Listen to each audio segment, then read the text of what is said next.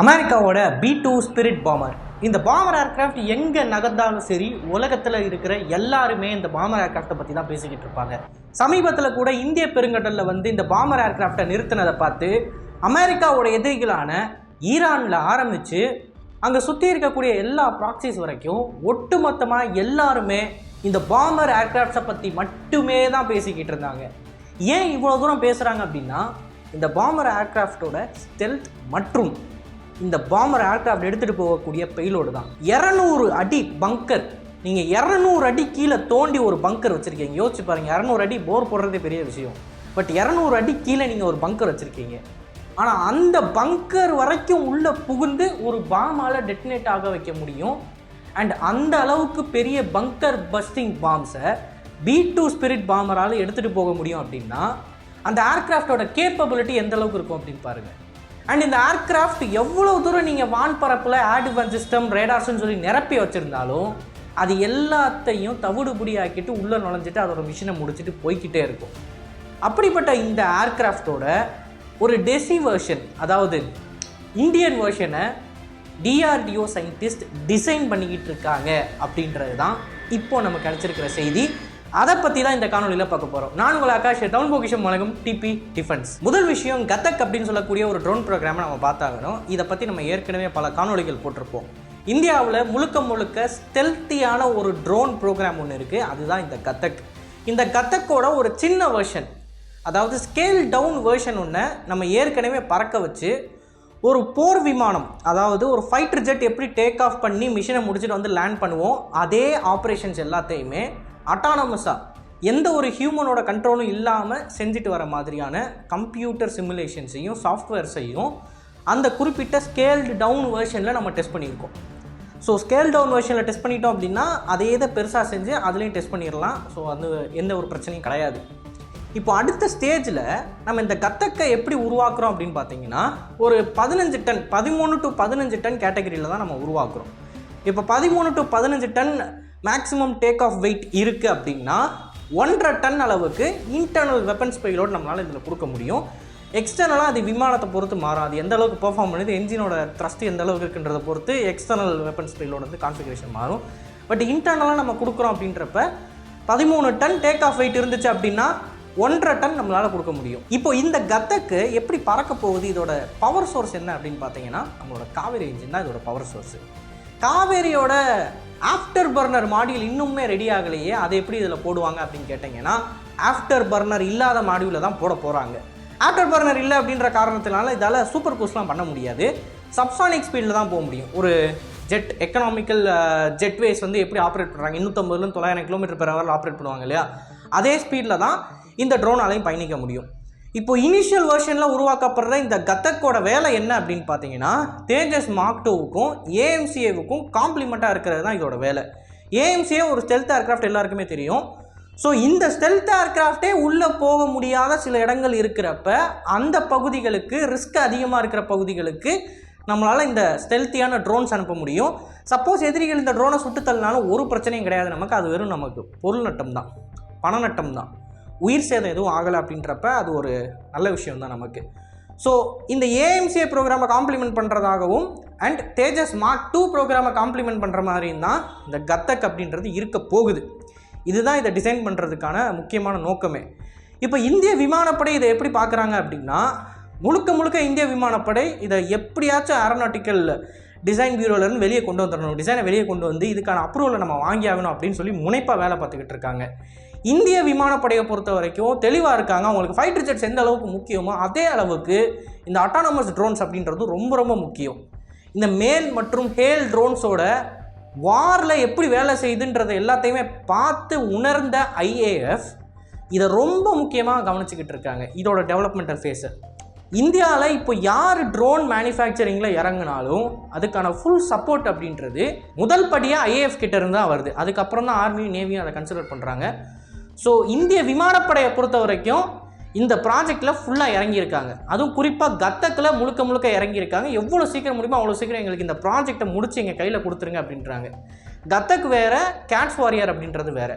Gates warrior அப்படின்றது அது முழுக்க சப்ளிமெண்ட்டுக்காண்டியே உருவாக்கப்பட்ட ஒரு ட்ரோன் ப்ரோக்ராம். அதாவது போர் விமானங்களுக்கு கூட பறக்கும், அவ்வளோதான். பட் இந்த குறிப்பிட்ட கதக் அப்படின்றது போர் விமானங்கள் கூட சப்ளிமெண்ட்டாகவும் இருக்கும். At the same time predator மாதிரியோ இல்லை மற்ற நம்மளோட ட்ரோன் ப்ரோக்ராம்ஸ் மாதிரியோ தனியாகவும் பறந்து ரீகான்லையும் இல்லை சில அட்டாக் ரோல்ஸ்லையும் ஈடுபட முடியும். இதுதான் இது ரெண்டுத்துக்குள்ள வித்தியாசம். இப்போது இந்த பீட் டு ஸ்பிரிட் மேட்டருக்கு நம்ம வருவோம். ஸோ இந்த கதக் வெர்ஷனை முடிச்சதுக்கு அப்புறமா டிஆர்டிஓவோட அடுத்த கட்டம் என்ன அப்படின்னு பார்த்தீங்கன்னா, கிட்டத்தட்ட 35லேருந்து 40 டன் அளவுக்கு மேக்ஸிமம் டேக் ஆஃப் வெயிட் இருக்கிற அளவுக்கான ஒரு ட்ரோனை உருவாக்குறது தான் அடுத்த டிஆர்டிஓவோட முயற்சி. இப்போதைக்கு உலகத்தில் இதே அளவுக்கு சிமிலரான கேப்பபிலிட்டி இருக்கக்கூடிய ட்ரோன் எது அப்படின்னு பார்த்தீங்கன்னா, ரஷ்யன்ஸோட ஒக்காட்னிக் அப்படின்ற ட்ரோன் தான். Su-57க்கு அக்கம்பனி பண்ணி பறக்கக்கூடிய ஒரு ட்ரோன் தான் ஒக்காட்னிக். இதை ரஷ்யா யுக்ரைன் போர்லேயே அவங்க பயன்படுத்தியிருக்காங்க. ஒரு தடவை இது மேல் ஃபங்க்ஷன் ஆகி சுட்டு கூட தள்ளினாங்க. So battle tested, battle proven பறக்கக்கூடிய ஒரு ட்ரோன் அது ஒன்று தான் இப்போதைக்கு கேப்பபிளாக இருக்குது. அந்த ட்ரோனோட இன்டர்னல் வெப்பன்ஸ் பெயிலோடு என்ன அப்படின்னு பார்த்தீங்கன்னா 2லேருந்து 2.5 டன் அளவுக்கு தான் இருக்கும். ஆனால் நம்ம 35லேருந்து 40 டன் அளவுக்கு மேக்ஸிமம் டேக் ஆஃப் வெயிட்டில் ஒரு ட்ரோனை உருவாக்கணும்னா அதோட இன்டர்னல் வெப்பன்ஸ் பெயிலோடு, அதாவது இந்தியன் வெர்ஷன் ஆஃப் அடுத்த ஒக்காட்னிக் எப்படி இருக்கும் அப்படின்னு பார்த்தீங்கன்னா கிட்டத்தட்ட 4லேருந்து 5 டன் அளவுக்கு இன்டர்னல் வெப்பன்ஸ் பெயிலோட் மட்டும் இருக்கும். 4லேருந்து 5 டன் அளவுக்கு இருக்கும். ஸோ இந்த 4லேருந்து 5 டன் பெயிலோட் கெப்பாசிட்டியை நம்ம எப்படி பயன்படுத்த முடியும் அப்படின்னு பார்த்தீங்கன்னா, நம்மளோட எதிரிகள் எவ்வளோ பெரிய பங்கருக்குள்ளே இருந்தாலும் இல்லை எவ்வளோ தூரம் அவங்கள பாதுகாத்து கொள்றதுக்கு தரைக்கடியில் போனாலும் நம்மளால் ஹெவி பங்கர் பஸ்டிங் பாம்ஸை உருவாக்கி அதை இந்த ட்ரோன்ஸால் போட முடியும். இப்போ எதிரிகளோட பங்கர் ஆர் எதிரிகளோட தலைவர்கள் முக்கியமாக இருக்கக்கூடிய இடத்த சுற்றி கண்டிப்பாக வான் பாதுகாப்பு அமைப்பு அப்படின்றது இருக்கும். ஏன்னா தான் நம்ம ஏஎம்சிஏ ப்ரோக்ராம் அது இதுன்னு சொல்லி ஸ்டெல்த்தான ஏர்கிராஃப்ட்ஸ்லாம் வச்சுருந்தாலும் ஒரு மனிதன் இருக்கிற ஏர்கிராஃப்ட் அனுப்புறதுன்றது எப்பயுமே ரிஸ்க்கு தான். ஸோ அந்த மாதிரி பகுதிகளுக்கு இந்த குறிப்பிட்ட ட்ரோன் அனுப்பி அதுவும் இந்த ட்ரோனால் பங்கர் பஸ்டிங் பாம்ஸ்லாம் எடுத்துகிட்டு போக முடியும் அப்படின்னா இது ஒரு வாரிய தலைகீழாக மாற்றிடும். ஸோ இந்த மாதிரியான ஒரு வெப்பன்ஸ் பிளாட்ஃபார்ம் தான் நம்ம பீட் டு ஸ்பிரிட்டை பார்க்குறோம். பீட் டு ஸ்பிரிட் அப்படின்றது ஒட்டுமொத்தமாக அந்த வாரை முடிச்சு விட்டுரும். அதாவது தலைமை இருந்தால் தான் தலைமைக்கு கீழே இருக்கக்கூடிய வீரர்கள் ஒழுங்காக செயல்படுவாங்க. தலைமையை தாக்குறதுக்கான ஒரு ஸ்ட்ராட்டஜிக் பாம்பர் யூஎஸ் கிட்ட இருக்கிறதுனால தான் இன்ன வரைக்கும் மிடில் ஈஸ்டில் அவங்க இஷ்டத்துக்கு நிறைய காரியங்களை பண்ண முடியுது. ஸோ அப்படிப்பட்ட ஒரு போர்ட்டண்ட்டான வெப்பனு, அந்த வெப்பனில் நம்ம பைலட்டையும் வைக்க வேணாம். இப்போ பீட் டு ஸ்பிரிட்டையே யூஎஸ் வந்து ஈரான் மேலே அவ்வளோ சுலபமாக பறக்க வச்சிட முடியாது. ஏன்னா ஈரான் கிட்ட பீட் டு ஸ்பிரிட் மாதிரி ஒரு செல்த்தியான ஏர்கிராஃப்டை டிடெக்ட் பண்ணுற மாதிரியான ரேடார் சிஸ்டம்லாம் இருக்குது, வான் பாதுகாப்பு அமைப்புலாம் இருக்குது. S-300 பவர் மாதிரியான வான் பாதுகாப்பு அமைப்பு. ஸோ இதுவுமே ஒரு ரிஸ்க் ஃபேக்டர் தான். ஈரான் வந்து இப்போ ஃபுல் அண்ட் ஃபுல் வந்து ரேடார்ஸால் நிரப்பி வச்சுருக்காங்க. ஸோ பீட் டு ஸ்பிரிட்டை இப்போ யூஎஸ்ஏ நினச்சாலும் அவ்வளோ சுலபமாக உள்ளே கொண்டு போயிட்டு வெளியே வந்துட முடியாது. அதுக்கு தேவையான பிளானிங் அவங்க பண்ணணும், நிறைய டீகாய்ஸை போடணும். அண்ட் அது மட்டும் இல்லாமல் இந்த FA-18 கிரவுலர் மாதிரியான பிளாட்ஃபார்ம், அதாவது எலக்ட்ரானிக் வார்ஃபேருக்குனே ஒதுக்குன ஒரு ஃபைட்டர் ஜெட்லாம் இருக்கும். அந்த ஃபைட்டர் ஜெட்டோட எஸ்கார்ட்ஸ்லாம் தேவை. அண்ட் அது போக அடிஷ்னலாக சப்போஸ் இதுக்கு எதிராக ஒரு சர்ஃபேஸ் டு ஏர் மிசைல் ஏவிட்டாலும் அதை இன்டர்செப்ட் பண்ணுறதுக்கு கூட ஃபைட்டர் ஜெட்ஸ் அப்படின்றது தேவை. ஏன்னா பீட் டு ஸ்பிரிட் பாம்பர்ன்றது அதுவும் ஒரு சப்சானிக் பாம்பர் தான். அதால் சூப்பர் க்ரூஸ்லாம் பண்ண முடியாது, சூப்பர் சானிக் ஸ்பீட்லேயும் போக முடியாது. ஸோ இந்த பாமரை வந்து எதிர்த்து ஒரு ஃபைட்டர் ஜெட் அனுப்பிட்டாங்க அப்படின்னா அந்த ஃபைட்டர் ஜெட் இன்டர்செப்ட் பண்ணிடுச்சு அப்படின்னா ஒன்றுமே பண்ண முடியாது. பாமரை ஈஸியாக சுட்டு தள்ளிட்டு போயிடுவாங்க. ஸோ பாமருக்கு தேவையான எஸ்கார்ட்ஸ்லாம் அமெரிக்கன்ஸ் அனுப்பி தான் ஆகணும். ஸோ ஒரு பக்கம் டீகாய்ஸ் அனுப்பணும், இன்னொரு பக்கம் கிரவுலர் மாதிரியான எலக்ட்ரானிக் வார்ஃபேர் பிளாட்ஃபார்ம்ஸ் அவங்க பறக்க விடணும், இன்னொரு பக்கம் இந்த விமானத்துக்கு எஸ்கார்ட் கொடுக்கறதுக்கு ஏர் டு ஏர் ஏவுகணைகளை நிரப்பின F-22 ராப்டர்ஸோ இல்லை F-35ஓ இல்லை F-18 சூப்பர் ஹார்னட்ஸோ அனுப்பி ஆகணும்.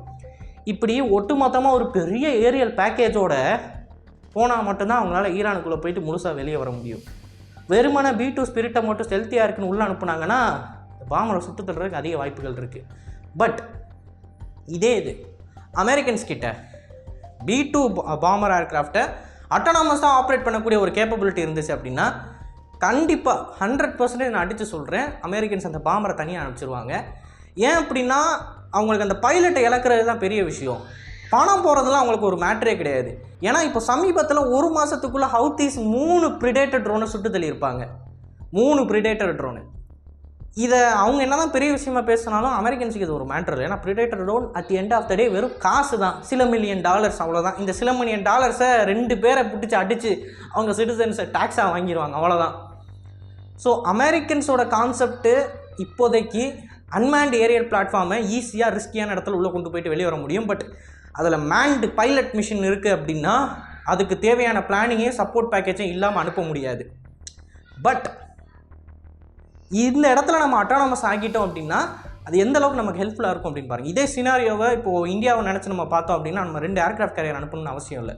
ஏன்னா ஆப்வியஸாக இந்த F-35 அப்புறம் F-18 சூப்பர் ஹார்னட்ஸ்லாம் சும்மா அங்கேருந்து நம்ம டேக் ஆஃப் ஆயிருமா, அது அமெரிக்காவிலேருந்து டேக் ஆஃப் ஆயிருமா, அதை தூக்கிட்டு போகிறதுக்கு சுமக்கிறதுக்கு ஒரு ஏர்க்ராஃப்ட் கேரியர் வேணும். ஏர்க்ராஃப்ட் கேரியரை கொண்டு போய் நம்ம அங்கே பக்கத்தில் நிறுத்தணும். அந்த ஏர்க்ராஃப்ட் கேரியருமே ஒரு சிட்டிங் டக்கு தான், அதையும் நம்ம பாதுகாத்தாக்கணும். அதுக்கு ஒரு டிஸ்ட்ராயர் கப்பல்களோட கூட்டம் வேணும். ஏன்னா ஈரான் திருப்பி பலிஸ்டிக் மிசைலை கொண்டு அடிப்பாங்க. இப்படி ஏகப்பட்ட பிளாட்ஃபார்ம்ஸ் இருக்குது பாருங்கள், எவ்வளோ லாஜிஸ்டிக்ஸ் இருக்குதுன்னு பாருங்கள்.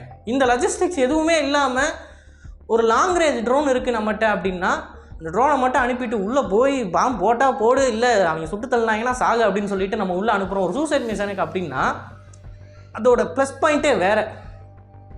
அண்ட் நம்ம சூசைட் மிஷனுக்கு அனுப்புகிற ட்ரோனு அதோட மிஷினை முடித்தா மட்டும் போதும், மிஷினை முடிச்சுட்டு அதுக்கப்புறம் அதை சுட்டு தள்ளினாங்கன்னா கூட பிரச்சனை இல்லை. ஸோ இப்படிப்பட்ட ஒரு கேப்பபிலிட்டியை நோக்கி தான் நம்ம போய்கிட்டு இருக்கோம். அண்ட் இந்த கேப்பபிலிட்டி நமக்கு 2035 40 கிடைச்சிடும் அப்படின்றப்ப இது ஒரு நல்ல விஷயம்தான். ஸோ இந்தியாவோட 6th gen பாம்பர் வந்து ஒரு அட்டானமஸ் பாம்பராக இருக்கும் அப்படின்றது தான் எல்லாரோட எதிர்பார்ப்பாகவும் இருக்குது. ஸோ இதை பற்றி நீங்கள் என்ன நினைக்கிறீங்க அப்படின்றத மறக்காமல் கமிஷனில் பதிவிடுங்க. அண்ட் இது போல் நிறைய தகவலை தெரிஞ்சுக்கொள்ள டிவி நியூஸ் பேஜை ஃபாலோ பண்ணிக்கோங்க. நல்லது எப்போ வருது நல்ல சமுதாயத்தை இருக்கும். நன்றி, வணக்கம்.